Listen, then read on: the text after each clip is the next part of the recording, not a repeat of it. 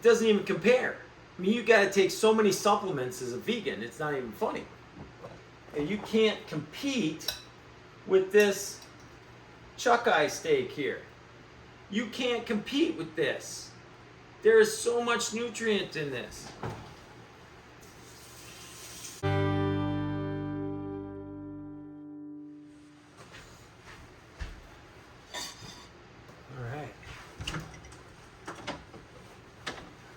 Well, I'm at about 5.5 months on the carnivore diet. And I'm just amazed at the experience. I just was talking with my wife Lisa today, and she's like laughing, saying, you know, I was saying how easy it was, and really how people could do this. And she says, it's not easy. You're like not normal. Other people are normal. But it's amazing that once you get it, before I did the carnivore diet, I thought the carnivore diet was crazy. And now, you know, I think people are crazy for not doing it. And she thinks that that's just me. But, you know, I mean, I've got my steaks ready to go. I'm just going to have 1, 4, 5, 6 eggs, something like that. And that should be good for me for the night. I only had 6 eggs this morning. I usually don't do lunch, but I was a little hungry. I had a couple of double cheeseburgers, bacon cheeseburgers at Culver's.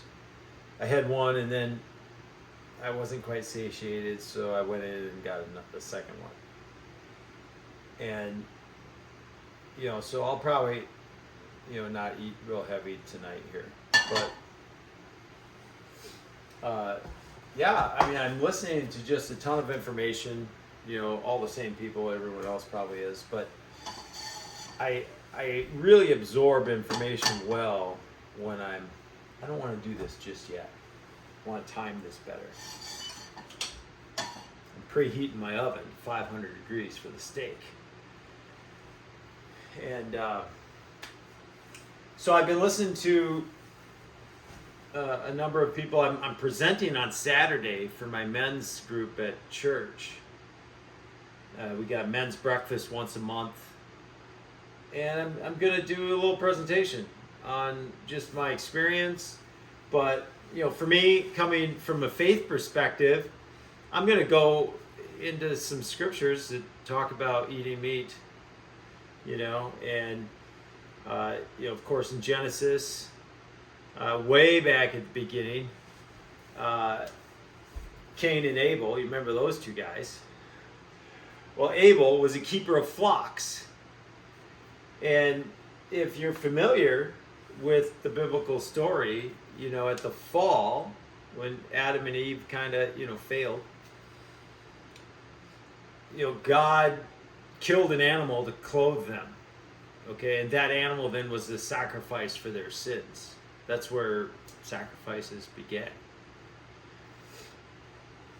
And so, you know, it's my conjecture, it's not necessarily stated, that, you know, if Abel was a keeper of flocks, the likelihood that they use the entire animal is quite high. Like, they're not going to just use the skin for clothing and just let the rest of the animal go. You know, it's just not going to happen that way in my mind. So they were probably voracious consumers of meat after the fall. You know, they've got this contingent out there that's with the Garden of Eden diet.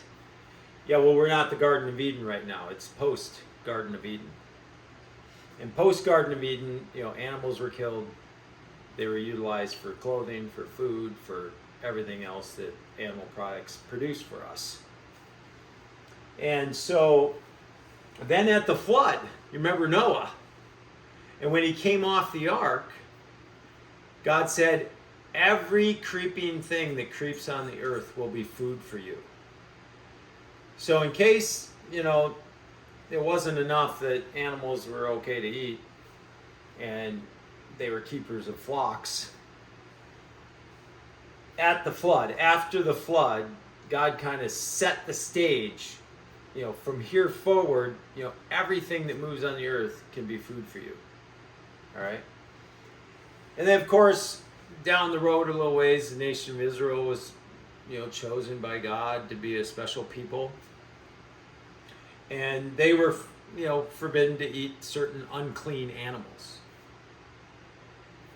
And, you couldn't eat meat that was sacrificed to idols, for example, too. So in Daniel, there's another passage where, Daniel and his friends, Shadrach, Meshach, and Abednego, were in the king's court, and they were being fed all the king's fine food and his fine wine. And Daniel said, "No, don't bring us that. Just bring us vegetables and water. And after 10 days, you don't see a marked difference between us and those other guys. Then, we'll do what you want us to do. But we think we've got a better way." And so a lot of people use that passage as an example of, see, vegetables are better for you than meat. Well, meat isn't even mentioned in the passage. It just mentions the king's fine food. So I am presuming that the king's fine food included fine breads, ground grains, and the fine wine may have been sweet wine, high in carbohydrates, empty carbohydrates. And so this fine food may have been processed food, similar to our, sad American diet, standard American diet. And so vegetables, it's just like the vegans today.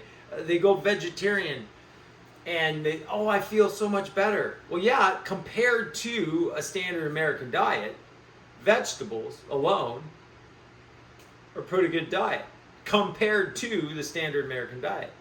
But compared to an animal food based diet, an animal product based diet, there's my oven, it doesn't even compare. I mean, you got to take so many supplements as a vegan, it's not even funny. And you can't compete with this chuck eye steak here. You can't compete with this. There is so much nutrient in this. I'm thinking, I'm going to stick with one.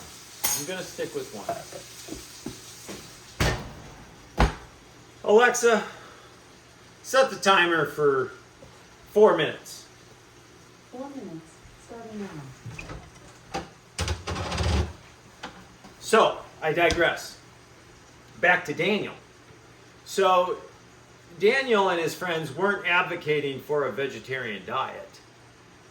They were just saying that that's the easiest thing to do because they couldn't bring them any kind of meat that wouldn't have been also sacrificed to idols. And it may have been pork or some other kind of meat that they didn't want to eat. And so the safest thing to ask for was vegetables and water. And, compared to possibly sweet wine and highly processed grains, that was going to be a better diet. And so then in the New Testament, you get into the book of Acts, I think chapter 10, Peter has a vision. And all these animals come down on a tarp from heaven. And what are you doing, pup? Anyways, and there are some unclean animals included in there, and the vision, God says in the vision, kill and eat Peter, and he says, surely not, Lord. And the vision's repeated multiple times. And it was God saying, all things are lawful for you to eat now. If I've created it, they're all lawful. Well, he was using that very vivid analogy in Peter's mind about food to open up Peter's mind to the idea that Gentiles now were going to be accepted into, Christianity, the new religion going forward. And so he was preparing Peter with this. But there is a side application that all meats are good for you to eat. What God's created, isn't bad for you. And so the idea that saturated fat in ancient food, all the way back to the beginning of time, whether you come from the anthropology, evolution lines, or you come from creation lines, from the beginning, we were meat eaters. Early on. I would say in the Garden of Eden, it could be argued that they were probably eating only fruit. But after the fall, death was on the table, and that was, became a legitimate food. And so from early times, we've been eating meat. And I'm going to present this on Saturday, and it's going to be a good time. I'm also going to present a bunch of stuff that I've listened to, just the whole hypocrisy of the American food pyramid. All these grains, it was just a racket. It's like they had a grain surplus. They had a big deal with Russia, and then they had a bad year, and so they created all these policies to increase the grain supply, which it created a boon and this huge glut on the grain market. They had to move a lot of grain. So then they said, well, why don't we make this food pyramid, and instead of 6 servings of grains, let's do 9 to 11 servings of grain, and they just ramped it up. And that's the short story of how our food pyramid was really developed. It's a longer story than that, but that's the short course. And it's just, ludicrous that fat. Alexa, reset the timer for 4 minutes. 4 minutes, starting now. Oh yeah, this is gonna be good. Alexa, stop the original timer. She just doesn't get it. That when you start a new timer. Now she probably stopped my new timer. Alexa, is there a timer set? You have 3 minutes and 40 seconds left on your 4-minute timer. Okay, she surprised me. She kept the second timer running, so she did understand me. Sometimes, I know, give an instruction that can't be misunderstood, but sometimes I get a little frustrated with Alexa. Anyways, she probably hears me telling you that too. This steak's going to be good. 4 minutes on both sides. It's going to be good. So at any rate, now it's time to make the eggs. Burner on here. So there's a little, theological lesson on meat eating in the Bible. And I'm going to present that and more on Saturday. It's going to be a good time. And I'm bringing a couple pounds of hamburger with like 36 eggs. I have about 6 eggs with about 1/3 of a pound of hamburger. A lot of my morning breakfast will be that. 6 eggs. I'll have 1/3 of a pound of hamburger. I'll get it all going in there. And I keep all the tallow from the hamburger, right? Remember Mom used to, get the little squirter thing and suck out all the fat from the hamburger and drain it off? Oh no, I don't do that. I pour it all into a glass container, and that fat is on the bottom. And then it's a round, like an 8-inch round. And then I slice that like a pie, and I take out 1/3 of a pound, and I cook that up in the morning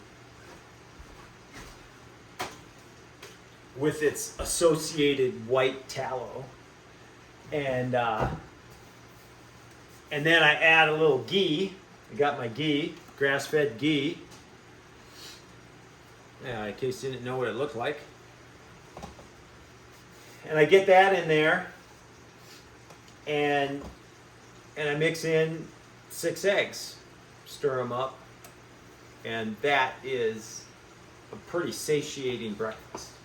So I'm going to make that up, and another guy is making up bacon wrapped tenderloins, and then we'll probably have some bacon, some sausage, and maybe some just plain scrambled eggs for people that might want that. So it's going to be a good morning. We're going to have fun, and I'm just sold out on this diet. And I don't say diet. I mean, yeah, I've lost weight, you know. Got a 6-pack under here somewhere. And my skin's actually got to shrink. So that's kind of cool. But it's a lifestyle. I call it a lifestyle. A ketogenic lifestyle. It's just the way I live. And I'm learning some things now. I might not be in a constant state of ketosis. I'm not sure how that works. I'm not really eating any carbohydrates. I make my own. I did introduce, of all things, cocoa. I buy organic cocoa powder and organic cocoa butter, and I temper it. Alexa, stop the timer.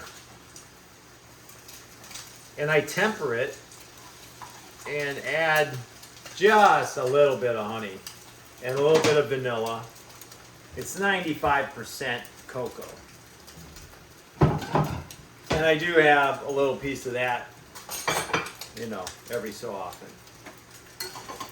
But that's more of a supplement than actually a treat. But you mix that with a little cream, a little heavy whipping cream, and rinse that around your mouth a little bit. That's pretty good stuff. My steak's done. I might have went 30 seconds over, but that looks pretty good. All right. Burner off there. Oh, I'm being coached. This is good. Lisa's gonna like this. I'm being coached. You don't go like this. I was putting this down like this. And then it gets, grease all over the... No. You go like this, she says. So this is the first time. You just witnessed it. That's the first time I've done that. And I made these little wedges. They go in here. You know why? She was turning the stove on. Yeah, she was. Yeah, don't look at me like that. You know it was you. Yeah. She'd get up here and she'd turn these on. So we had to put wedges back here so she couldn't turn them on. So there's my supper. 4 eggs. Oh, we need some, we got some Redmond's real salt in here. We'll get some of that on there. Oh, we'll salt the pepper. I salted this meat already. What I do, a little hint on steak. You bring your steak home if you're buying it from the store, the meat market, wherever, and you immediately salt it. And you let that be in the fridge, for multiple days in that salted form. And that just sort of cures. I mean, it makes steak like you've never had steak. Never had a steak in a restaurant taste as good as my steak. It's amazing. So bring your steak home, immediately salt it. The other thing that does is that if you get busy and something's sitting in your fridge and all of a sudden you're like, oh, is this meat good? If you salt it right away, no worries. You got weeks. And I liberally salt it. Both sides, all the edges. And it'll keep for a long time. And it just gets better and better. Aged, So, anyways, this is Kevin Ham, Game of Trees, the ageless arborist. I've got to get running here. Get this food down my throat. I got a meeting tonight. So, like and subscribe, please. This is my second channel. Of course, you can find me on Game of Trees as well. But this is the channel where I track my carnivore experience. So please like and subscribe, and we'll see you next time. Won't we?